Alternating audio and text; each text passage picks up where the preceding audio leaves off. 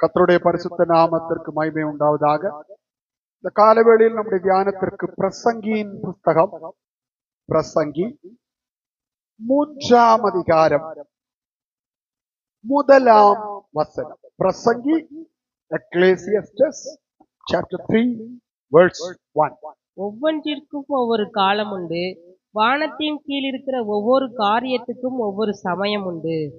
ஒவ்வொன்றிற்கும் ஒவ்வொரு காலம் உண்டு, வானத்தின் கீழ் இருக்கிற ஒவ்வொரு காரியத்திற்கும் ஒவ்வொரு சமயம் உண்டு. ஆங்கிலத்தில் for everything there is a season and time to every purpose under the heaven. So பிரியமானவர்களே, எல்லாவற்றையும் தேவன் நடப்பிப்பதற்கு காலங்களை நியமித்திருக்கிறார். God has appointed seasons to do things. அது மட்டுமல்ல, வானத்தின் கீழே பரலோகத்தின் பார்வையில தெய்வம் ஒவ்வொரு கிரியையும் நடப்பிக்கிறதற்கு ஒரு நேரத்தையும் குறித்து வைத்திருக்கிறார். அதே பிரசங்கி 3:11. அவர் சகலத்தையும் அதினதின் காலத்திலே நேர்த்தியாக செய்திருக்கிறார், உலகத்தையும் அவர்கள் உள்ளத்திலே வைத்திருக்கிறார். ஆதலால் தேவன் ஆதி முதல் அந்த மட்டும் செய்து வரும் கிரியையை மனுஷன் கண்டுபிடியான். English. He has made everything beautiful in its own season.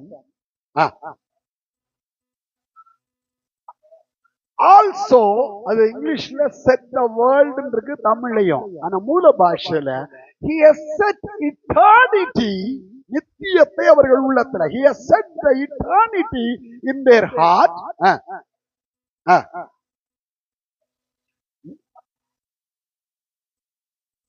From the beginning till the end, what God makes, no man can find out. ஆரம்பம் முதல் கடைசி வரையிலும் தேவன் செய்கிற கிரியைகளை ஒரு மனிதனும் அறியான். பிரியமானவர்களே, எல்லாவற்றையும் தேவன் தன்னுடைய அநாதி திட்டத்திலும் அநாதி தீர்மானத்திலும் நடப்பிக்கிறார். இப்போ உங்களுக்கு புரியுற மாதிரி நான் ஒரு காரியத்தை சொல்றேன். நான் 1992ஆம் வருடம் அப்ப பீகார்ல இருந்தது, இப்ப ஜார்க்கண்ட்ல. நான் வட இந்தியாவில ஊழியம் செய்யும் பொழுது, அப்ப ஜாம்ஷெட்பூர் என்று சொல்லக்கூடிய, இப்ப ஜார்க்கண்டோட தலைநகரம். அப்ப அந்த ஜாம்ஷெட்பூர்ல நான் அங்க ஊழியம் செய்து கொண்டிருந்த பொழுது, ஒரு பெண், அவளுக்கு 21 வயசு இல்ல 21 23 வயது. அவ பிகாம் ஹானர்ஸ் முடிச்சிருந்தா. அப்போ அவங்க அப்பா டாடா கம்பெனியில ஒரு ஃபயர் சேஃப்டி ஆபீசரா வேலை பார்த்து கொண்டிருந்தார். அவரு அந்த பிள்ளை 16 வயது ஆகும் பொழுது பயோடேட்டா ரெடி பண்ணி, பிள்ளை நல்லா அழகா இருக்கும், எல்லாருக்கும் கொடுத்து நிறைய சபைகளுக்கெல்லாம் அனுப்பி, என்ன பிரச்சனைன்னா அவங்க கன்னடக்காரங்க, ஆனா இருக்கிறது பீகார்ல. அப்போ பீகார். அப்போ அவங்களுக்கு கன்னட பாஷையும் தெரிஞ்சிருக்கணும், ஹிந்தியும் தெரிஞ்ச ஒரு பையன் வேணும், கிறிஸ்தவ பையன் வேணும்னு சொல்லிட்டு பாம்பேல, அங்க இங்க, உடுப்பியில, பெங்களூர்ல, எல்லா இடத்திலும் பயோடேட்டா கொடுத்து வச்சிருக்கிறாங்க. பேப்பர்ல விளம்பரம் கொடுத்து. இது 16 வயசுல. நான் அந்த இடத்துக்கு டிரான்ஸ்பர் ஆகி போகும்போது அந்த பிள்ளைக்கு வயசு 23. 7 வருஷம் ஆயிடுச்சு, ஒரு மாப்பிள்ளையும் வரல. சோ நான் போனதுக்கு அப்புறம் பாத்தீங்கன்னா பாம்பேல இருந்து ஒரு 2-3 மாப்பிள்ளை வந்தாங்க. எல்லாம் வாட்ட சாட்டமா, இவ்வளவு தூரம் முடியெல்லாம் வச்சுக்கிட்டு, மெத்தடிஸ்ட் சர்ச்சில் இருந்து, அங்க இருந்து, இங்க இருந்தெல்லாம் நல்ல ஹிப்பி ஸ்டைல்ல அப்படின்னா அது அப்படி போய் பறந்து விழுகுது. அப்படி எல்லாம் பையங்க வந்தாங்க. அதுல ஒரு பையன் அவளுக்கு பிடிச்சு போச்சு. பொம்பளை பிள்ளைங்களுக்கு தமிழ்ல ஒரு பழமொழி சொல்லுவாங்க, கண்டதே காட்சி கொண்டதே கோலம். இந்த கண்ணுல ஏதாவது பற்றுச்சுன்னா அது சரியா, அது அப்புறம் கண்ணை உறுத்திக்கிட்டே தான் இருக்கும். அப்ப ஆம்பளைக்கு உறுத்தாத, ஏன்னா நான் பட்டது தூசிய சொல்லல, கண்ணு வழியா மண்டைக்குள்ள ஒண்ணு பற்றுச்சுன்னா உறுத்திக்கிட்டே இருக்கும். அவன் இவனை கட்டுனா இவனை தான் கட்டுவேன்னு நிக்கிறான். அவன் ரட்சிக்கப்படாதவன், மெத்தடிஸ்ட் சர்ச்சை சேர்ந்தவன், குடிக்கிற பழக்கம் உண்டு, அவனை பத்தி எல்லாம் விசாரிச்சுட்டாங்க. பாம்பே, அவன் கன்னடக்காரன், ஆனா பிறந்து வளர்ந்தது பாம்பே. வாட்டா சாட்டமா சினிமா ஆக்டர் மாதிரி இருக்கணும், இவனை தான் கட்டுவேன்னு நிக்கிறான். அப்போ இதுக்கிடையில அவங்க அப்பா இறந்துட்டாரு. இந்த பையன் வர்றதுக்கு முன்னாடியே அவங்க அப்பா இறந்துட்டாரு. அப்ப நாங்க அடக்கம் பண்ணிட்டோம். சில மாதங்கள்ல இந்த பையன் வர்றான். அப்ப அவனை தான் கட்டுவேன்னு நிக்கிறான். அவனுடைய மூத்த அண்ணன் நானே எல்லாம் எவ்வளவு சொல்லி பார்த்தோம், நான் அவனை ரட்சிப்புக்குள்ள கொண்டு வந்துருவேன் அப்படின்னா, நீ நரகத்துக்கு போயிட்டீங்கன்னா அதெல்லாம் போக மாட்டேன். நாங்க சொல்லிட்டோம், கொஞ்ச நாள் வெயிட் பண்ணு, ஜெபம் பண்ணுவோம், பார்ப்போம். இதுக்கிடையில அவங்க அப்பா உயிரோட இருக்கும் பொழுது நான் டெல்லியில வச்சு ஒரு ஊழியக்காரியுடைய அக்கா பையனை, நான் அந்த பையனுக்கு அந்த ஊழியக்காரியுடைய அக்காவும் மரிச்சிட்டாங்க, அக்கா புருஷனும் மரிச்சிட்டாங்க. 3 பிள்ளைகள், 2 பையன் 1 பெண்ணு. அவங்க கர்நாடகால ஹூப்ளிங்கிற இடத்துல இருக்கிறாங்க. நல்ல ஆவிக்குரிய பையன். அவனுடைய போட்டோவை வாங்கிட்டு வந்து கொடுத்து அவங்க அப்பாவுக்கு இந்த பொண்ணோட அப்பாவுக்கு பிடிச்சிருந்தது. ஆனா அவன் வரவே இல்லை, அவர் செத்து போயிட்டாரு. இப்போ இந்த போராட்டம், நான் கட்டுனா இவனைத்தான் கட்டுவேன்னு நிற்கும் போது ஒரு நாள் பாத்தீங்கன்னா மத்தியானத்துல அவன் சர்ச்சுக்குள்ள நடந்து வர்றான். ஏன்னா அப்ப செல்போன் கிடையாது, எங்க சர்ச்சில் போனு கிடையாது. நாங்க சர்ச்சு இருந்த இடம் ஒரு காட்டுக்குள்ள. நடந்து வர்றான். என்னடா இவன் இப்ப வர்றான் அப்படின்னு நான் பார்த்தா, உள்ள வந்தான். அப்புறம் உட்கார வச்சோம், உனக்கு சாப்பாடு கொடுத்தோம்.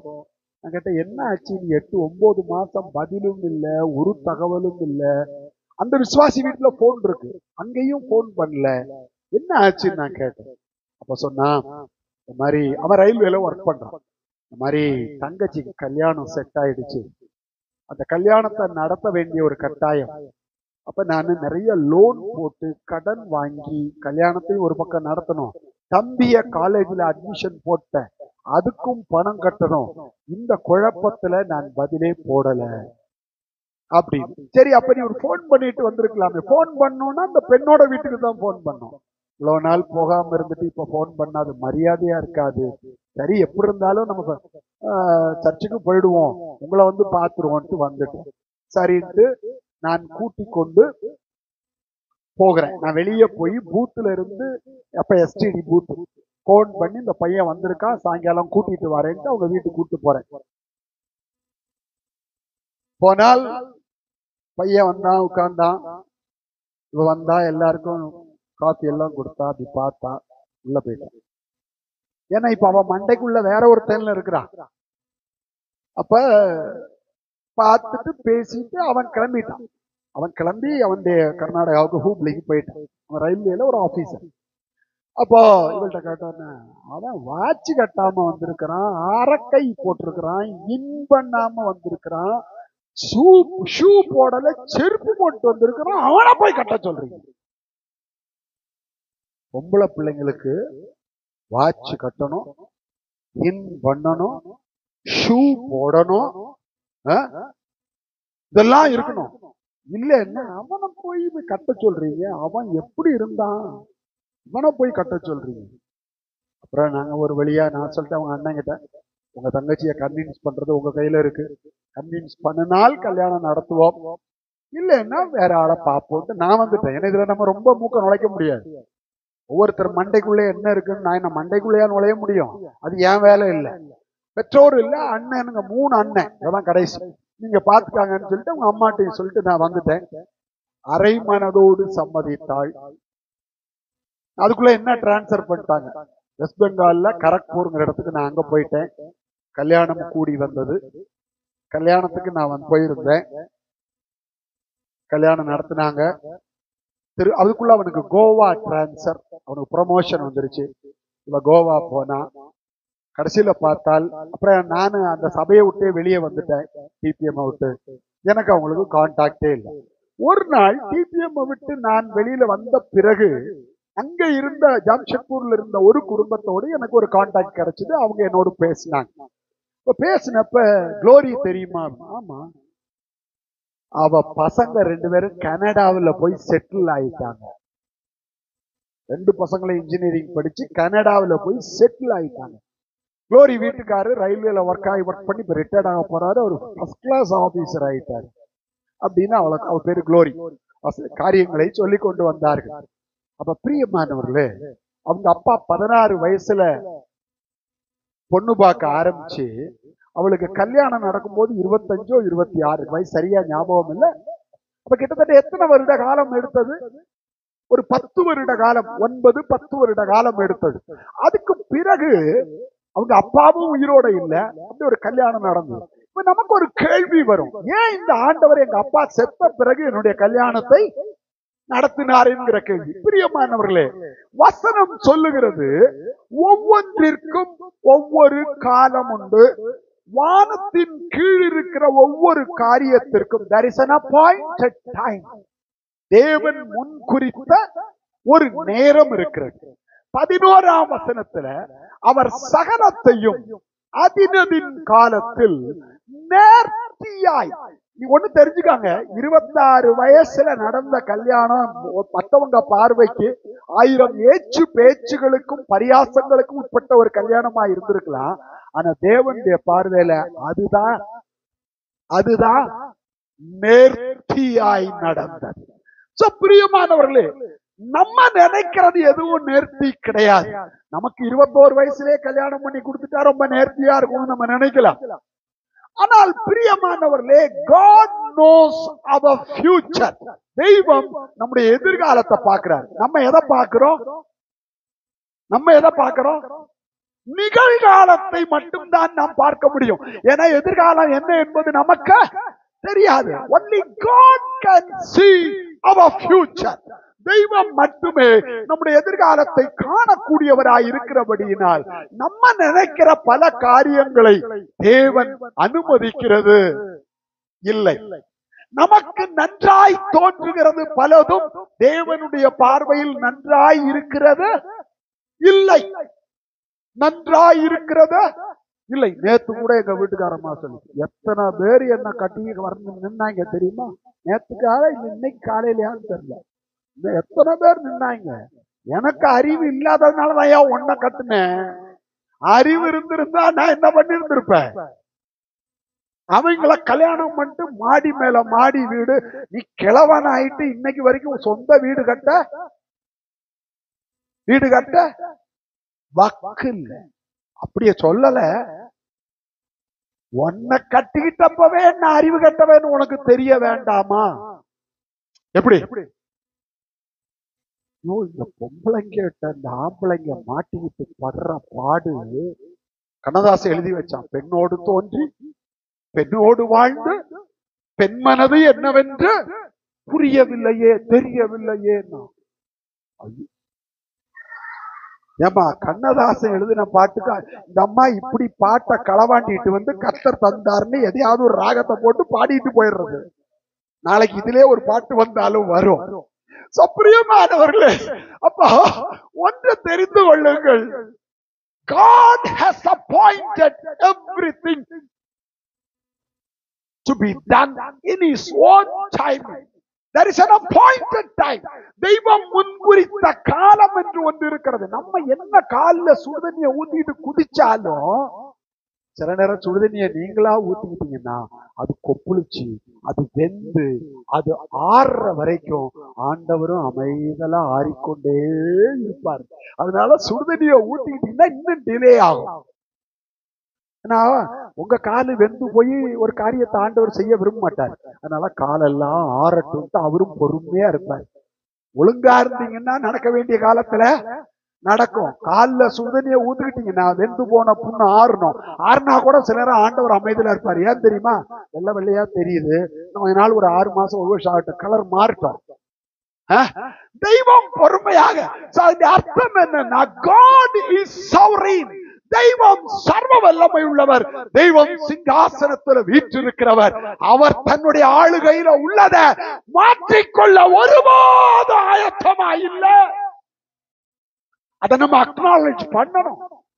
தாவீது அபிஷேகம் பண்ணாரு சவுலோட ராஜ்யபாரத்தின் 2ஆம் வருஷத்துல. ஆனா அவனை ராஜாவாக தெய்வம் கொண்டு வந்து சிங்காசனத்துல உட்கார வச்சது எத்தனை வருஷத்துக்கு அப்புறம்? 38 வருஷத்துக்கு அப்புறம். There is an appointed time. நம்முடைய வாழ்க்கையில் தேவன் எல்லாவற்றையும் தான் தீர்மானித்திருக்கிற நேரத்தில் தான் செய்கிறார். ஒன்று. இரண்டாவது, there is a season. மனுஷனுக்கு தான் எந்த சீசனும் கிடையாது. மனுஷனை பொறுத்த வரைக்கும் எந்த சீசனும் கிடையாது. நீங்க எரேமியா புஸ்தகத்தில் ஒரு வசனத்தை வாசித்தால் அங்க 8:7, எரேமியா 8ஆம் அதிகாரம் 7ஆம் வசனம் வாசி. ஆகாயத்தில் உள்ள நாரை முதலாய் தன் வேலையை அறியும், காட்டுப்புறாவும் கொக்கும் தகைவலான் குருவியும் தாங்கள் வரத்தக்க காலத்தையும் அறியும். அப்படின்னா என்னங்க அர்த்தம் இங்கிலீஷ்ல?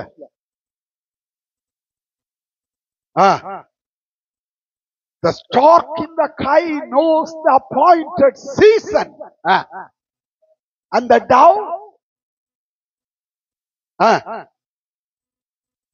the time of their migration. அர்த்தம் என்ன தெரியுமா? சைபீரியா என்று ரஷ்யாவுக்கு வடக்க ஒரு இடம் இருக்கு. -60 அதிகமான குளிர் வரும். அங்க இருக்கிற பறவைகள் என்ன செய்யும்னு கேட்டீங்கன்னா, கரெக்டா அந்த குளிர்காலம் வழக்கமாவே ரொம்ப குளிரா இருக்கும். அதுல ரொம்ப குளிராகும் பொழுது அவைகள் அடைகாத்து குஞ்சு பொரிக்க முடியாது. ஏன்னா குஞ்சு பொரிக்கிறதுக்கு ஒரு குறிப்பிட்ட தட்பவெட்ப நிலை அவசியம். அது இல்லைன்னா குஞ்சு கருக்கூடாது, உருவாகாது, முட்டை கெட்டு போயிடும். அப்ப இந்த பறவைகள் என்ன செய்யும்? இனப்பெருக்க காலத்தில் கரெக்டா அந்த குளிர்காலம் அங்க துவங்க, செப்டம்பர்ல துவங்க ஆரம்பிக்கும் பொழுது ஆகஸ்ட் கடைசியில எத்தனை ஆயிரம் கிலோமீட்டர் பறக்குது தெரியுமா? கிட்டத்தட்ட 20,000 கிலோமீட்டர் தூரத்துக்கு மேலாக பறந்து எங்க வருது தெரியுமா? செங்கல்பட்டு பக்கத்துல இருக்கிற வேடந்தாங்கலுக்கு. அது திருச்சிக்கு வராது, அது திருச்சிக்கு வராது. அதுக்கு ஏற்ற சூழ்நிலை எங்க இருக்கு பறவைகளுக்கு? அதனாலதான் வேடந்தாங்கல் பறவைகள் சரணாலயம் வச்சிருக்கிறாங்க.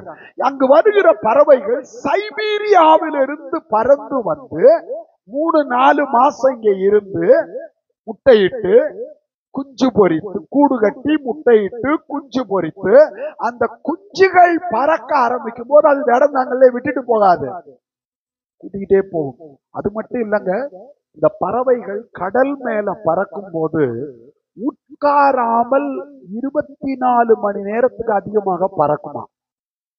சில பறவைகள் இருக்கு, பறக்கும் போது அதை தன்னுடைய அழகுல ஒரு குச்சியை மட்டும் தூக்கிட்டே பறக்குமா.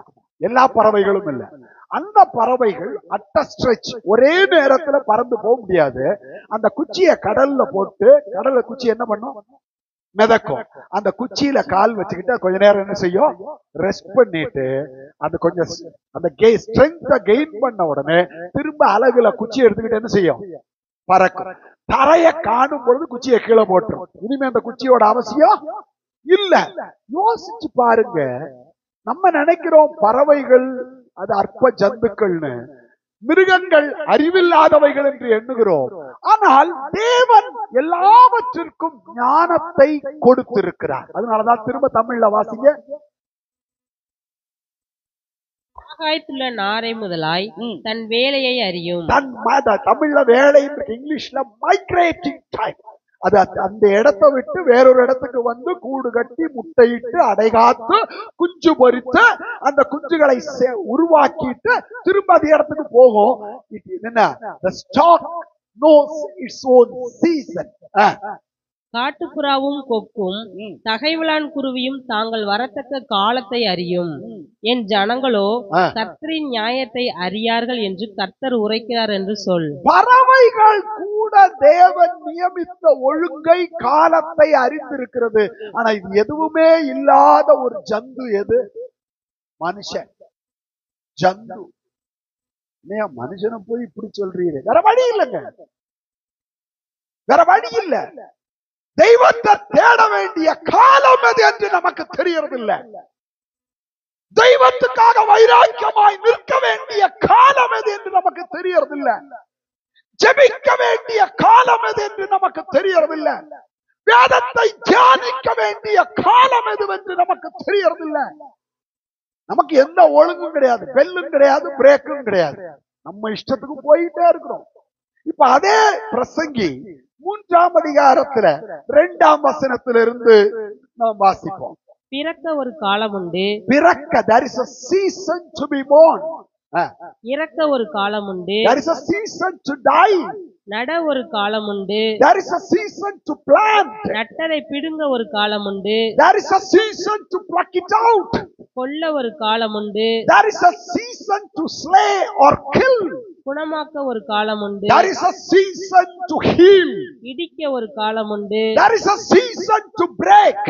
கட்ட ஒரு காலம் உண்டு. There is a season to build. அழ ஒரு காலம் உண்டு. There is a season to weep. நகைக்க ஒரு காலம் உண்டு. There is a season to laugh. புலம்ப ஒரு காலம் உண்டு. There is a season to lament. நடனம் பண்ண ஒரு காலம் உண்டு. There is a season to dance. கற்களை எரிந்துவிட ஒரு காலம் உண்டு. There is a season to throw the stones. கற்களை சேர்க்க ஒரு காலம் உண்டு. There is a season to gather the stones. தழுவ ஒரு காலம் உண்டு. There is a season to embrace. தழுவாமல் இருக்க ஒரு காலம் உண்டு. There is a season to be alone. தேட ஒரு காலம் உண்டு. There is a season to seek. இழக்க ஒரு காலம் உண்டு. There is a season to lose. காப்பாற்ற ஒரு காலம் உண்டு. There is a season to protect. எரிந்துவிட ஒரு காலம் உண்டு. There is a season to throw it out. கிழிக்க ஒரு காலம் உண்டு. There is a season to tear it apart. தைக்க ஒரு காலம் உண்டு. There is a season to stitch it together. மௌனமாய் இருக்க ஒரு காலம் உண்டு. There is a season to be quiet. பேச ஒரு காலம் உண்டு. And there is a season to speak. சிநேகிக்க ஒரு காலம் உண்டு. There is a season to love. பகைக்க ஒரு காலம் உண்டு. And there is a season to hate. யுத்தம் பண்ண ஒரு காலம் உண்டு. எதுக்கு? யுத்தம் பண்ண. There is a season to war. சமாதானம் பண்ண ஒரு காலம் உண்டு. There is a season to be in peace. வருத்தப்பட்டு பிரயாசப்படுகிறவனுக்கு அதனால் என்ன பலன்? வருத்தப்பட்டு, இதெல்லாம் காலம் இருக்கு. காலம் என்னன்னே தெரியாம நீ வருத்தப்பட்டு பிரயாசப்படுறதுனால எதுவும் நடக்க போறது இல்ல. உன் பிரயாசம் வீண். So know your seasons. தேவன் உங்களுக்கு நியமித்திருக்கிற காலங்களை முதலாவது அறிந்து கொள்ளுங்கள். நீங்கள் ஆவிக்குரிய மனுஷரா இருந்தா, நீங்கள் தேவனால் அபிஷேகம் பண்ணப்பட்ட மனிதராயிருந்தால், நீங்கள் பரிசுத்தாவியானவரால் நடத்தப்படுகிற மனிதராயிருந்தால், நீங்கள் தேவ சத்தம் கேட்கிற மனிதராயிருந்தால், நீங்கள் வசனத்தின் தியானித்து வசனத்துக்கு கீழ்ப்படுகிற மனிதராயிருந்தால், உங்களுக்கு என்ன சீசன் அப்படிங்கிறத நீங்க என்ன பண்ணணும்? தேவனிடத்துல போய் முழங்கால் போட்டு கேட்கணும். ஆண்டவரே, நான் என்ன செய்ய நீர் சித்தமாயிருக்கிறேன். நமக்கு தோணுன உடனே அவ்வளவுதான். நமக்கு என்ன தோணுதோ உடனே எல்லாம் செஞ்சிடறோம். No, never. அந்த விஷயத்துல தாவீதை நாம் உதாரணமாக எடுத்துக்கொள்வோம் என்று சொன்னால், ஒவ்வொரு காரியத்தையும் தேவனிடத்துல கேட்டு கேட்டு கேட்டு கேட்டு செய்கிற ஒரு தேவ மனிதனாக இருந்தார். ஆண்டவரே, நான் யூதாவின் பட்டணங்களில் ஒன்றில் போய் போனார். அடுத்த கேள்வி கேட்கிறான், எங்கே போகணும்? எப்ரோனுக்கு போகிறார். ஒவ்வொரு, நான் பலிஸ்தரோடு யுத்தம் பண்ண போகலாமா? போ. 2வது முறை பலிஸ்தர் வர்றான், போலாமா? போ. ஆனா நேரா போகாத. தாவீதுடைய வாழ்க்கையில 2 தவறுகள். தேவனுடைய திட்டத்தை அறியாமல், தேவனுடைய வேளையையும் காலத்தையும் அறியாமல் செய்தது 2 பாவம். ஒன்று பத்சேபாளிடத்தில், 2 இஸ்ரவேலை எண்ணி தொகையிடுகிற விஷயத்தை. தாவீதுடைய வாழ்க்கையில அவன் தடுமாறினது 2 நேரம் 2 தோத்து போயிட்டான். கோலியாத்தை ஜெயிச்சவனால ஒரு பத்சேபாவ தேவ பிள்ளைய, சில நேரம் கோலியாத்தை நீ ஜெயிச்சிருவ, குளிக்கிற பத்சேபால நீ ஜெயிக்க முடியாது. கோலியாத்து குளிச்சா இவன் பாப்பானா?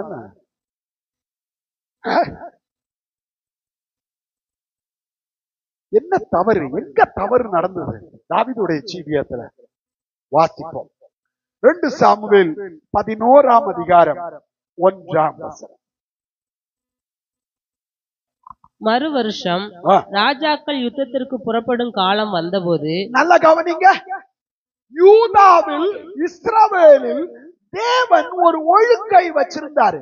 ஒரு வருஷத்துல ஒரு குறிப்பிட்ட மாதங்களில் ராஜாக்கள் என்ன செய்யணும்? யுத்தத்துக்கு புறப்படும் காலம் போகணும். 6 நாள் வீட்டுல இருக்கலாம், 7வது நாள் யுத்தத்துக்கு போகிற நாள், தேவ சமூகத்துக்கு போகிற நாள், தேவனை ஆராதிக்கிற நாள், தேவனை தரிசிக்கிற நாள். அன்னைக்குதான் நமக்கு வேலை வரும். வேலை வர இடத்துல ஒரு பச்சை பாலும் வருவான். பாத்துக்காங்க, ஞாயிற்றுக்கிழமை கட்டடிச்சுட்டு போனீங்கன்னா பச்சை பால் தான் வந்து நிற்பான். அப்ப இவங்க எல்லாம் நினைப்பாங்க, பிரச்சனை அவங்களுக்கு தான், நமக்கு இல்ல. உங்களுக்கு ஒரு சிம்சோன் வருவான் மடியில படுக்க வைக்கிறதுக்கு. யோசிச்சுக்காங்க. Know the seasons. தெய்வம் நியமித்த காலங்களை அறிந்து கொள்ளுங்கள். சில நேரம் சிலருக்கு ஞாயிற்றுக்கிழமை வேலை இருக்கும். நான் இப்ப பிரின்ஸ் சிஸ்டர் ஞாயிற்றுக்கிழமை வேலைக்கு போனீங்கன்னா அங்க சிம்சோன் வருவானா, போயாச்சத்தா குடும்பம் நடத்துறது எப்படி, பொழப்பு நடத்துறது. ஏன்னா அவங்க நர்ஸ், அவங்களுக்கு 2-3 சண்டே வேலைக்கு போட்டுருவாங்க, போய்தான் ஆகணும். நான் அவங்கள சொல்லல, நான் ஞாயிற்றுக்கிழமை கல்யாணத்துக்கு போகணும், காதுகுத்துக்கு போகணும், கர்மாதிக்கு போகணும், அங்க பொண்ணு பார்க்க போகணும். ஒரு கர்மாதிக்கு நீ போகாத, ஒரு பொண்ணு பார்க்கறதுக்கு நீ போகாத, ஒரு இளவு வீட்டுக்கு நீ போகாத. கர்த்தரை ஆராதிக்கிற நேரம் அது யாருக்காக குறிக்கப்பட்ட நேரம்? இதைத்தான் யோவான் அப்போஸ்தலன் அழகா வெளிப்படுத்தல் எழுதுறான், நான் கர்த்தருடைய நாளில். அப்ப அது எதுக்குரிய நாள்? அது ஆவிக்குள்ளாகிற நாள், அது மாம்சத்துக்கு கொடுக்க வேண்டிய நாள் இல்ல. அப்படி கொடுத்தீங்கன்னா இங்க இருந்து சங்கரங்கோவிலுக்கு போவீங்க, அப்புறம் கோயில்பட்டிக்கு போவீங்க, போயிட்டு அங்க ஒரு பிசாசு இல்ல, 1000 பிசாசை கூட்டிக்கிட்டு அது எல்லாம் உங்களை ராரா சரசக்கு ராரான்னு கூப்பிடும். நீங்க போயிட்டு தாம் ததிங்க, தீம் ததிங்க, தூம் ததிங்கன்னு கூட்டிட்டு வாங்க. அப்புறம் ஒண்ணும் பண்ண முடியாது. That day is not meant for flesh. அது மாம்சத்துக்கு செலவழிக்க வேண்டிய நாள் அல்ல. நான் எந்த ஞாயிற்றுக்கிழமையாவது கட்டடிச்சு பார்த்திருக்கீங்களா? அப்பப்ப யாராவது ஒரு பாஸ்டர் விட்டுட்டு நீதான் ஊரை சுத்த போயிடுறீங்க. அது ஊழியத்துக்காக போறது. பர்சனலா நான் ஒரு நாள் ஞாயிற்றுக்கிழமை அம்மா போட்டிருந்த அன்னைக்கு கூட அம்மா போட்டதோட நின்று நான் பிரசங்கம் பண்ணேன். பிரியமானவர்களே, that is the day meant for the Lord. இப்ப தாவீதுக்கு பிரச்சனை எங்க வருது? ராஜாக்கள் யுத்தத்துக்கு போகும் காலத்திலே யூதாவில் அப்படி ஒரு வழக்கம் இருந்தது. யூதா மட்டும் இல்லைங்க, அந்த ரீஜன், அந்த பெலிஸ்தர், அந்த எல்லாரும், அந்த அரபியர்கள் எல்லாம் இருந்த பாலஸ்தீன ரீஜன்லயே ஒரு குறிப்பிட்ட காலம் ராஜாக்கள் யுத்தத்துக்காக ஒதுக்கி வச்சிடுறது. அது எதுக்காகன்னா, போய் பாப்பா முடிஞ்சா அவன் தேசத்தை பிடுங்குவோம். இது எல்லா ராஜாக்கள்.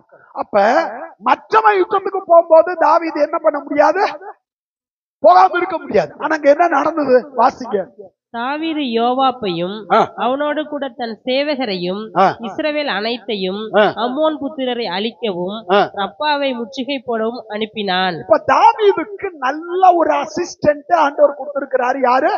யோவாப்.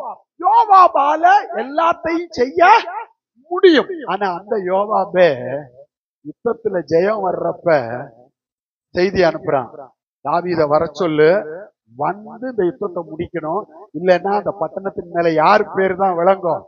என்னுடைய பெயர் விளங்கும், ஆனால் என்னுடைய பெயர் விளங்கக்கூடாது. அதனால தாவீத வர சொல்லுன்னு. அப்ப யோவாபை அனுப்புறான். அனுப்பிச்சிட்டு தாவீதோ எருசலேமில் இருந்து விட்டான். தாவீது என்ன பண்ணிட்டான்?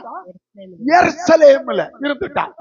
ஒரு நாள் சாயங்காலத்தில் தாவீது தன் படுக்கையில் இருந்து எழுந்து, நல்ல கவனிங்க, சேனைகள் யுத்தம் பண்ணிக்கிட்டு இருக்கு, உயிருக்கு உத்தரவாதம் இல்லாத ஒரு யுத்த களத்துல சாப்பாடு இல்ல, தூக்கம் இல்ல, சத்ருவோடு போராடி அநேகர் ரத்தம் சிந்திக் கொண்டிருக்கிறார்கள்.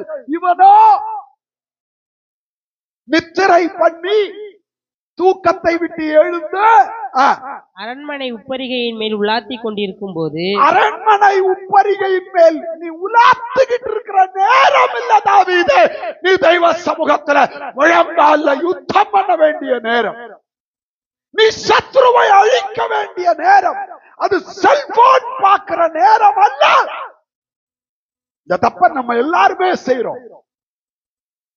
சில நேரம் மனுஷனோட உட்கார்ந்து பேசிட்டு இருக்கிறோம். முழங்கால நிக்க வேண்டிய நேரம். முழங்கால்ங்கிறது ஒரு யுத்தம். சத்ருவோடு செய்கிற யுத்தம், பிசாசின் ராஜ்யத்தை அழிக்கிற யுத்தம், பிசாசின் மேல் ஜெயம் கொள்ளுகிற யுத்தம். சங்கீதத்துல என்ன பார்த்தோம்? சங்கீதத்துல என்ன பார்த்தோம் தாசனா?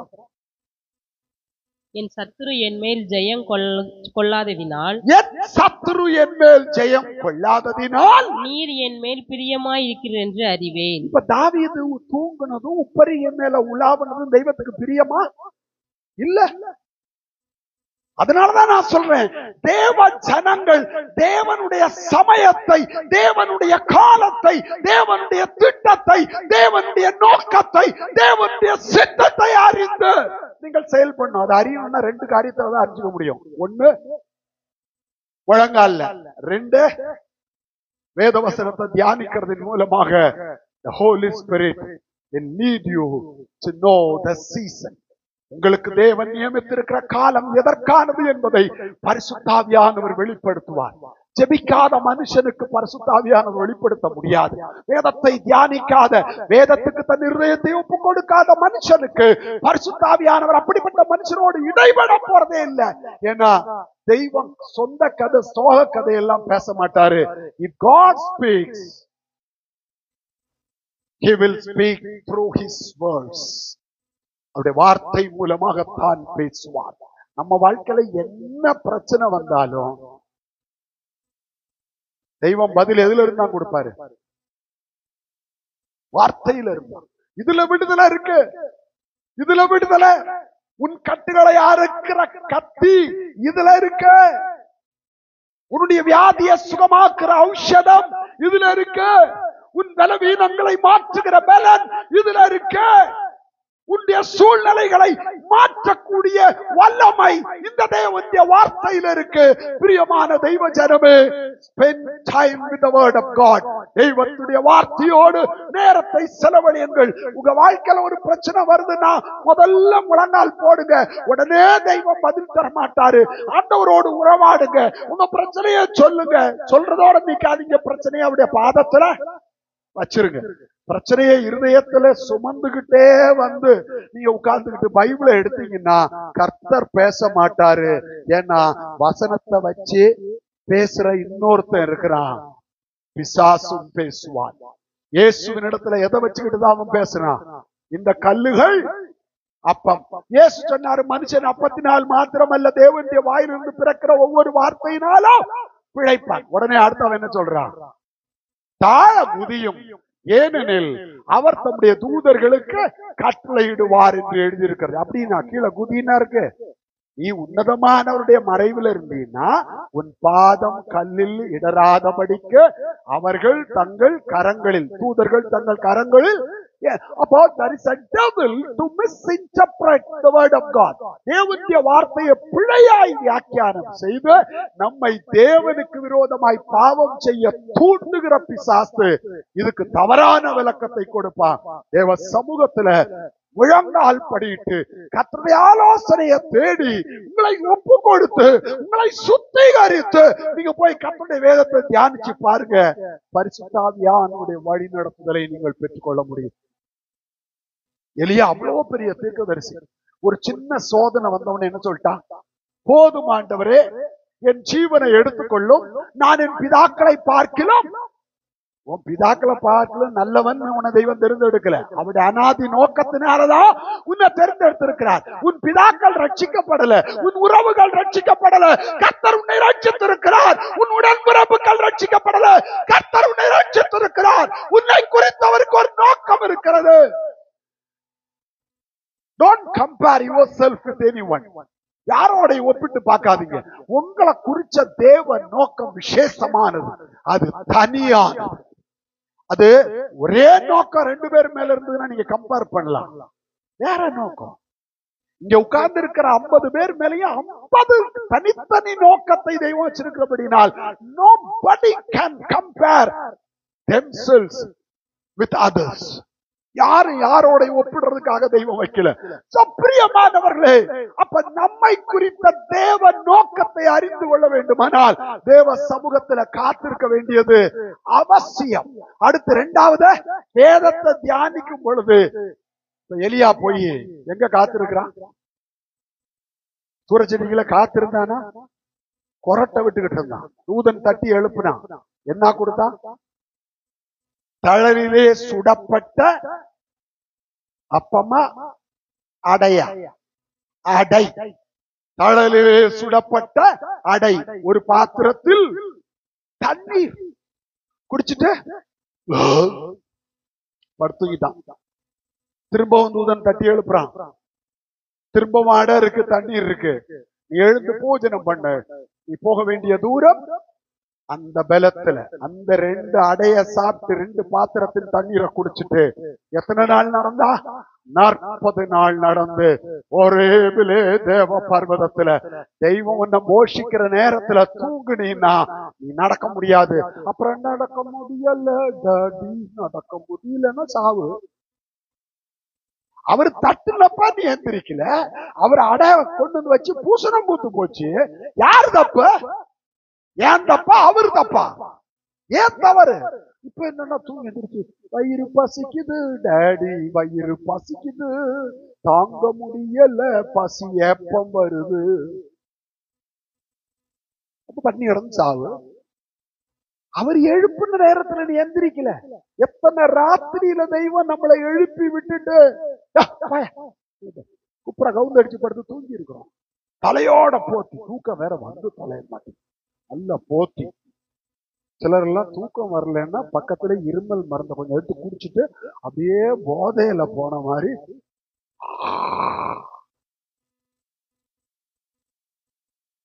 சிலர் தலைமாட்டுல இருமல் மருந்து இருக்கும். எதுக்கு? குவார்டர் வாங்கி வச்சுக்கிற மாதிரி. கர்த்தர் உங்களை எழுப்பினால் எழுந்திருங்க. உங்களுக்கு தழல்ல சுடப்பட்ட அபிஷேகிக்கப்பட்ட வெளிப்பாடு காத்து கொண்டிருக்கிறது. பாத்திரத்துல கிருபை காத்து கொண்டிருக்கிறது. அது 10 நிமிஷமா இருக்கலாம். அந்த 10 நிமிஷம் எழுப்புன நீங்கள் முழங்கால் படிட்டீங்கன்னா படுத்த படுக்கையிலே முழங்கால் போடுங்க. கர்த்தர் பேசுவார். கர்த்தர் பேசினால் அற்புதங்கள் நடக்கும், என்ன அதிசயங்கள் நடக்கும். ஒரு வார்த்தை போதும், உங்க வாழ்க்கை மாறும். ஒரு வாக்கு மதி, எனக்கு அது மதியே. ஒரு வாக்கு மதி, எனக்கு அது மதியே என்று புரை ககத்து வரா நான் போராட்டவராதே என்று கூடும் இருப்பானோ நான் போராட்டவனானே என்று புரை ககத்து வரா நான் போராட்டவரானே கூடும் இருப்பானோ நான் போராட்டவரானே. ஒரு வாக்கு மதி, எனக்கு அது மதியே. ஒரு வாக்கு மதி, எனக்கு அது மதியே. அந்த ராத்திரியில் எழுப்புனா எந்திரிச்சு வாங்கால் போடுங்க. ஒரு வார்த்தை சொல்லும், கர்த்தாவே என் வேலைக்காரன் சொஸ்தமாவான், என் வேலை சொஸ்தமாகும், என் குடும்பம் சொஸ்தமாகும், என் சூழ்நிலை சொஸ்தமாகும், என்னுடைய எதிர்காலம் சொஸ்தமாகிறதுனா சுகம் அடைகிறது. எல்லாம் பிரச்சனையா கிடக்கு. Lord, just only one word, that's enough. அந்த ராத்திரியில கர்த்தர் பேசுறதுக்கு எழுப்பலாம். ஆனா நாம என்ன நினைக்கிறோம்? பிடிச்சு தள்ளி விட்டுறோம். இந்த தப்ப நானும் பண்ணி இருக்கிறேன். So பிரியமானவர்களே, we must know the season. கடைசியில 40 நாள் நடந்தான். எங்க போனா? ஒரேபிலே. அங்க வந்து ஒரு குகை இருக்கு, அங்க வந்து நிக்கிறான். குகைக்கு முன்னாடி பூமி எதிர்ச்சி வருது, கர்த்தர் இல்ல. அக்கினி வருது, கர்த்தர் இல்ல. பெரிய காற்று அடிக்குது, கர்த்தர் இல்ல. எல்லாம் போன பிறகு ஒரு மெல்லிய அமர்ந்த சத்தம், எலியாவே உனக்கு இங்கே என்ன காரியம்? அவ்வளவுதான். அந்த ஒரு கேள்வியில அவன் வாழ்க்கை மாறிச்சு, அவன் ஊழியம் மாறிச்சு, அவன் தலையெழுத்து மாறிச்சு. எல்லாமே நான் சாகணும்னு சொன்னவனுக்கு கர்த்தர் முழு ஊழியம் தராரு. இப்போ யெகூவா ராஜாவா அபிஷேகம் பண்ணு, ஆசகேல சீரியாவின் மேல ராஜாவாய் அபிஷேகம் பண்ணு. உன் ஸ்தானத்துல எலிசாவை, சாப்பாத்தின் குமாரனாகிய எலிசாவை உன் ஸ்தானத்துல தீர்க்கதரிசி அபிஷேகம் பண்ணு. பைத்தியக்காரா, உனக்கு நான் வச்சிருக்கிற ஊழியம் முடியாம நீ சாவ போறதில்ல. ஏசபேல் இல்ல, செத்து போன அவங்க அப்பா வந்தா கூட உன்னை சாகடிக்க முடியாது. எந்த வல்லமையும் உனக்கு எதிராக எழும்பும் ஆயுதம் வாய்க்காதே, போகும். கர்த்தர் பிசாசு கையில விடுறதுக்கு நம்மளை தேர்ந்தெடுக்கல, நம்மளை அழைக்கல, நம்மளை அபிஷேகிக்கல, நமக்கு ஊழியம் தரல, நம்ம கிருபைகள் தரல, நம்மை வரங்களா நிரப்பல. நம்மை பயன்படுத்துகிறதற்காகத்தான் தேவன் தன் ரத்தத்தை கல்வாரி சிலுவையில் சிந்தினார். You must know your time. சரி, இவன் உப்பரியில உலாகிறான். உப்பரிகைன்னா மாடி உலாவிட்டு இருக்கும் போது ஸ்நானம் பண்ணுகிற ஒரு ஸ்திரீயை உப்பரிகை மேலிருந்து கண்டான். பிசாசு யுத்தத்துக்கு போகாதவன் கண்ணுல யார காமிக்கிறான்?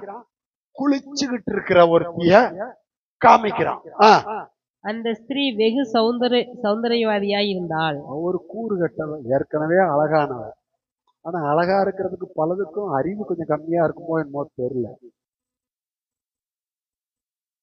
ரெண்டு பேரும் ஒருத்தர் திரும்பி பாத்துக்கிறாங்க. அதுக்கு நான் பொறுப்பு இல்லை. ஏன் வீட்டுக்குள்ள குளிக்க வேண்டியதானே? என்ன பிரச்சனைன்னா, இன்னைக்கு பாத்ரூம் வீட்டுக்குள்ள இருக்கிற மாதிரி அன்றைக்கு ஒரு வழக்கம் இல்ல. அவள் குளித்து கொண்டிருந்தாள். அப்பொழுது தாவீது அந்த ஸ்திரீ யார் என்று விசாரிக்க ஆள் அனுப்பினான். அவள் எலியாமின் குமாரத்தியும் ஏத்தியனான உரியாவின் மனைவியுமாகிய பத்சேபாள் என்றார்கள்.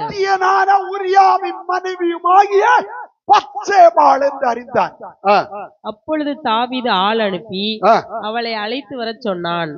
அவள் அவனிடத்தில் வந்தபோது அவளோட சயனித்தான். பிற்பாடு அவள் தன் தீட்டு நீங்கும்படி சுத்திகரித்துக் கொண்டு தன் வீட்டுக்கு போனாள். பிரியமானவர்களே, நீங்க தேவ சித்தத்தை தவற விடும் பொழுது கடைசியில அது எங்கதான் போய் முடியும்? பாவத்துல, அக்கிரமத்துல, அருவருப்புல, தீட்டுல. இதெல்லாம் பைபிள் கதை படிக்கிறதுக்காக எழுதி வைக்கல. இவைகளெல்லாம் திருஷ்டாந்தங்களாக அவர்களுக்கு சம்பவித்தது. முடிவு காலத்தில் உள்ள நமக்கோ எச்சரிப்பு உண்டாகும்படி எழுதப்பட்டும் இருக்கிறது. பவுல் எழுதுறாரு, when you fail in God's timing, தேவனுடைய நேரத்துல, தேவ சித்தத்துல, தேவ திட்டத்துல, தேவன் வைத்திருக்கிற காலத்துல தேவ ஜனங்கள் அஜாக்கிரதையாயிருக்கும் பொழுது, தோற்று போகும் பொழுது யாரு ஜெயிச்சர்றா? ஜெயிச்சர்றா. அதுக்கு மேல கொடுமை என்னன்னா, அவளை கட்டுன புருஷன் எங்க நிக்கிறான்? யுத்த முனையில நின்னுகிட்டு உயிரை கையில புடிச்சுக்கிட்டு சத்துருவோடு யுத்தம் பண்ணிட்டு இருக்கிறான். யுத்தத்துல முன்னாடி நிக்க வேண்டிய ராஜா எங்க நிக்கிறான்? அவனோட மனைவியோட. இதை விட கொடுமை என்ன தெரியுங்களா?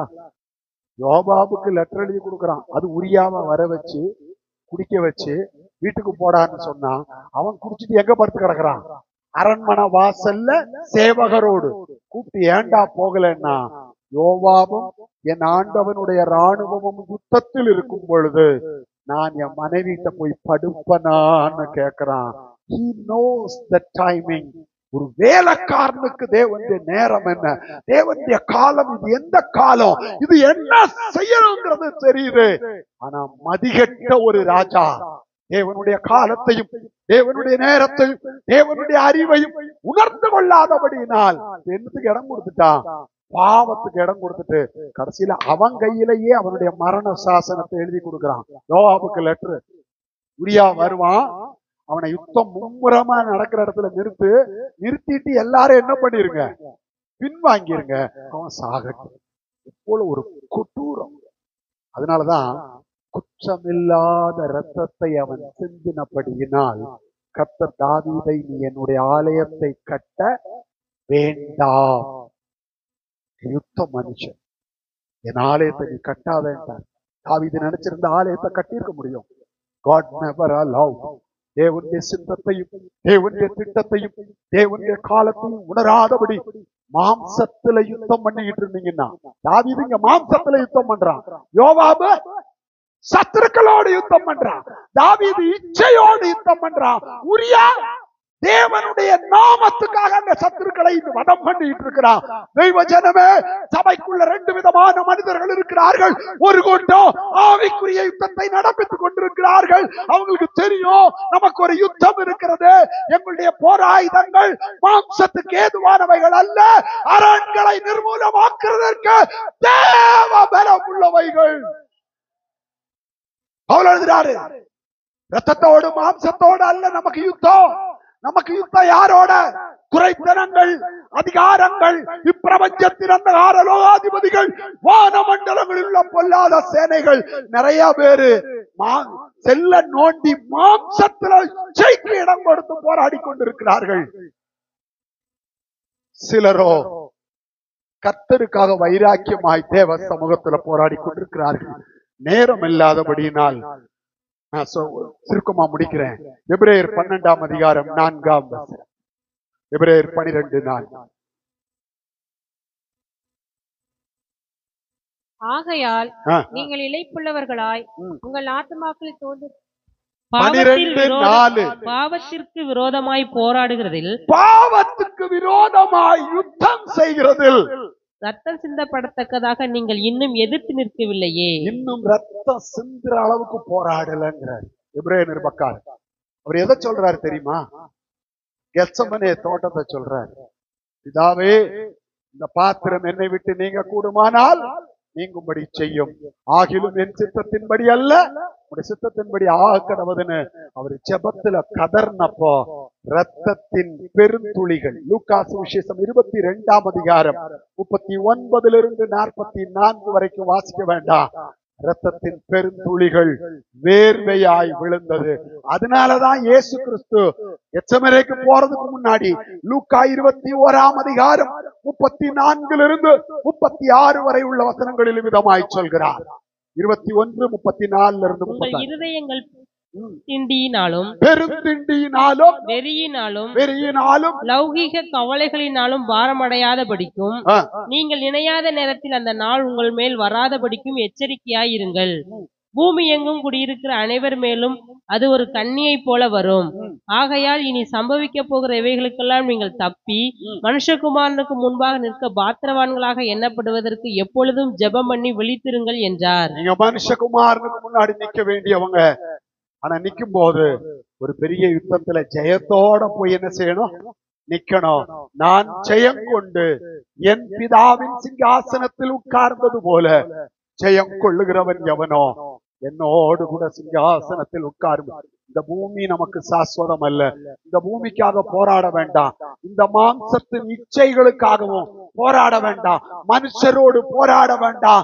ரத்தத்தோடு மாம்சத்தோடு அல்ல, துரைத்தனங்களோடு, அதிகாரங்களோடு, இப்பிரபஞ்சத்தின் அந்தகார லோகாதிபதிகளோடு, வானமண்டலங்களில் உள்ள பொல்லாத ஆவிகளின் சேனைகளோடு யுத்தம் பண்ணும்படியாய் கர்த்தர் நம்மை அழைத்திருக்கிறார். அதனால பவுல் எழுதுகிறாரு, தேவனுடைய சர்வாயுத வர்க்கத்தை தரித்து கொண்டு இந்த யுத்தத்தை நடப்பீங்கன்னு.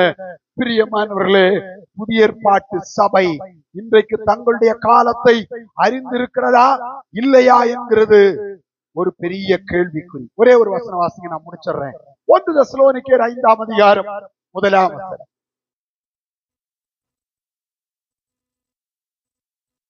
சகோதரரே, இவைகள் நடக்கும் காலங்களையும் சமயங்களையும் குறித்து உங்களுக்கு எழுத வேண்டுவதில்லை.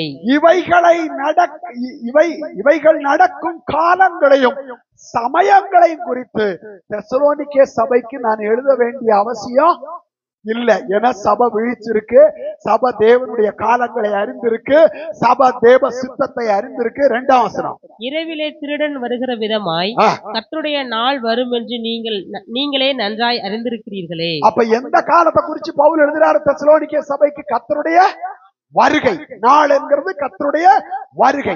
அதுக்கு முந்தின அதிகாரத்துல அந்த இவைகள்னு சொல்றது என்னன்னா 14ஆம் அதிகாரம் 14 18 வரைக்கும் வரும் பொழுது இயேசு வரப்போகிறார். வரும்போது கிறிஸ்துவுக்குள் மரித்தவர்களை கூட கொண்டு வருவார். அப்பொழுது மரித்தோர் அழிவில்லாதவர்களாய் எழுந்திருப்பார்கள். என்ன, அவர் எப்படி வருவாரா? கர்த்ததாமே ஆரவாரத்தோடும் பிரதான தூதனுடைய சத்தத்தோடும் தேவ எக்காளத்தோடும் வானத்திலிருந்து இறங்கி வருவார். அப்பொழுது கிறிஸ்துவுக்குள் மரித்தவர்கள் முதலாவது எரிந்திருப்பார்கள். பின்பு உயிரோடு இருக்கும் நாமும் கர்த்தருக்கு எதிர்கொண்டு போக மேகங்கள் மேல் அவர்களோட கூட ஆகாயத்தில் எடுத்துக் கொள்ளப்பட்டு இவ்விதமாய் எப்பொழுதும் கர்த்தருடனே கூட நோ யுவர் சீசன். கர்த்தருடைய வருகை சமீபம். உலகத்துல நடந்துட்டு இருக்கிற அத்தனை விஷயமும் கர்த்தருடைய வருகை சமீபம் என்கிறதை உணர்த்தி கொண்டிருக்கு. சபையே தூங்குற காலம் இதல்ல, இது விழித்திருக்கிற காலம். அத ரோமருக்கு எழுதும் பொழுது நித்திரையை விட்டு, ரோமர் 12:13 விட்டு எழுந்திருக்க காலம் ஆயிற்றென்று அறிந்து, 13ஆம் அதிகாரம் 12 விட்டு எழுந்திருக்கத்தக்க வேலையாயிற்றென்று நாம் காலத்தை அறிந்தவர்களாய் இப்படி நடக்க வேண்டும். நாம் விசுவாசிகளான போது ரட்சிப்பு சமீபமாயிருப்பதை பார்க்கிறோம். இப்பொழுது அது நமக்கு அதிக சமீபமாயிருக்கிறது. இரவு சென்று போயிற்று, பகல் சமீபமாயிற்று. ஆகையால் அந்தகாரத்தின் கிரியைகளை நாம் தள்ளிவிட்டு ஒளியின் ஆயுதங்களை தரித்து கொள்ள கடவோம். களியாட்டும் வெறியும் வேசித்தனமும் காம விவகாரமும் வாக்குவாதமும் பொறாமையும் உள்ளவர்களாய் நடவாமல் பகலிலே நடக்கிறவர்களாய் போல சீராய் நடக்க கடவோம். துர் இச்சைகளுக்கு இடமாக உடலை பேணாமல் இருந்து கர்த்தராகிய இயேசு கிறிஸ்துவை தரித்துக் கொள்ளுங்கள். தாவீது துர் இச்சைக்கு இடம் கொடுத்து யுத்தம் பண்ணிட்டு இருக்கிறான். பத்சேபாளோட விபச்சாரத்துல உரியாவோ யோவாபோ இச்சைகளுக்கு இடம் கொடுக்கல. தேவனுடைய ராஜ்யம் கட்டப்படும்படி யுத்தம் பண்ணி கொண்டிருக்கிறார்கள். சத்துருக்களை அழிக்கப்படும்படிக்கு. உங்க யுத்தம் எதுல நடந்துட்டு இருக்கு? செல்லுல வச்சு கண்ட கர்மத்தை பார்த்து இச்சையில போராடிட்டு இருக்கீங்களா? இல்ல கிடைக்கிற நேரத்தை பைபிள் வாசிச்சு முழங்கால நின்று ஜெபத்துல நின்று தேவ ஜனத்துக்காக, தேவ சபைக்காக, தேவனுடைய ஊழியங்களுக்காக, உங்கள் பிள்ளைகளுக்காக, உங்கள் பேர பிள்ளைகளுக்காக, உங்களுடைய ஆவிக்குரிய வளர்ச்சிக்காக கர்த்தரை சந்திக்க நீங்கள் ஆயத்தப்படும்படியாக, சபை ஆயத்தப்படும்படியாக ஜெபத்துல ஆவியில போராடி கொண்டிருக்கிறீர்களா? சபை ஒண்ணு ஆவியில போராடணும், இல்லைன்னா மாம்சத்துல இச்சையில போராடும். கண்களை மூடுவோம், இந்த கண்களை மூடுவோம். ஒரு நிமிஷம் எல்லாரும் எழுந்து நிற்போம்.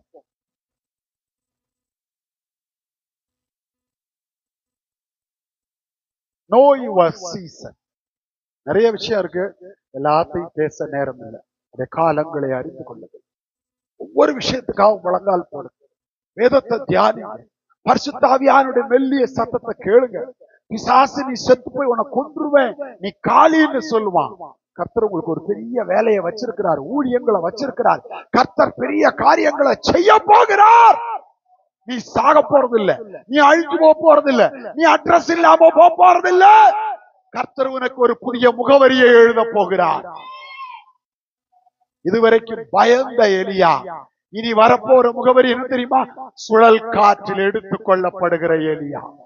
இன்னைக்கு நீங்க சூரச்செடி கீழே படுத்து கிடக்கிற எலியாவா இருக்கலாம். கர்த்தர் உங்களை சுழல் காற்றுக்கு ஆயத்தப்படுத்தி கொண்டிருக்கிறார். கர்த்தர் அற்புதங்களை செய்கிறார். கர்த்தர் அதிசயங்களை கட்டளையிடுகிறார். கர்த்தர் தம்முடைய நாமத்தை உங்கள் மூலமாய் மகிமைப்படுத்த விரும்புகிறார். கர்த்தருக்காக நீங்கள் செய்ய வேண்டிய வேலை இன்னும் அநேகம் இருக்கிறது. அது செஞ்சு முடிக்கும் போது மகிமை உங்களுக்காக காத்து கொண்டிருக்கும். கண்களை மூலம் கிருபையும் இரக்கம் உள்ள எங்களுடைய நல்ல பிதாவே, இந்த காலை வேளைக்காய் ஸ்தோத்திரம். இந்த காலை வேளையில் தகப்பனே உடைய சமூகத்துல மேம்பட்டு ஆராதிக்க எங்களுக்கு உதவி செய்த தயவுக்காய் ஸ்தோத்திரம். நீர் எங்களோடு பேசினதுக்காய் ஸ்தோத்திரம். நீர் எங்களோடு இடைப்பட்டதுக்காய் ஸ்தோத்திரம். நீர் எங்களுடைய ஜீவியத்துல கர்த்தாவே பெரிய காரியங்களை செய்ய சித்தம் கொண்டிருக்கிறபடினால ஸ்தோத்திரம். உடைய சித்தத்தை அறிந்து செயல்பட தேவனுடைய காலங்களை, தேவனுடைய திட்டத்தை, தேவன் நோக்கத்தை அறிந்து செயல்பட கர்த்தர் கிருபை செய்யும்படியாய் ஞானமுள்ள இருதயங்களை கர்த்தர் எல்லாருக்கும் தந்து தம்முடைய பிள்ளைகளை கர்த்தர் ஆசீர்வதிக்கும்படியாய் ஜெபிக்கிறேன். உடைய கிருபையின் கரத்துல எல்லாரையும் ஒப்படைக்கிறேன். எல்லாரையும் கர்த்தர் பலப்படுத்துங்க, ஆசீர்வதிங்க. நடக்க போகிற அந்த வாலிப பிள்ளைகளுடைய கடைசி கூட்டத்தையும் கர்த்தர் ஆசீர்வாதமாக்கி தரும்படியாய் ஜெபிக்கிறேன். கிருபையுள்ள கரத்துல எல்லாரையும் ஒப்புவிக்கிறேன். ஆசீர்வதியும் துதி கன மகிமை உமக்கு செலுத்துகிறோம். இயேசுவின் நாமத்தில் பிதாவே. என் ஆத்துமாவே கர்த்தரை ஸ்தோத்தரி, என் முழு உள்ளமே அவருடைய பரிசுத்த நாமத்தை ஸ்தோத்தரி. என் ஆத்துமாவே கர்த்தரை ஸ்தோத்தரி, அவர் செய்த சகல உபகாரங்களையும் மறவாதே. ஆமென். நம்முடைய கர்த்தராகிய இயேசு கிறிஸ்துவின் கிருபையும் பிதாவாகிய தேவனுடைய அன்பும் பரிசுத்தாவியானவருடைய ஐக்கியமும் பாதுகாவலும் நாம் அனைவரோடு சகல பரிசுத்தவான்களோடு கர்த்தருடைய வருகை பரியந்தம் இருப்பதாக. ஜெயம் கொடுக்கும் தேவனுக்கு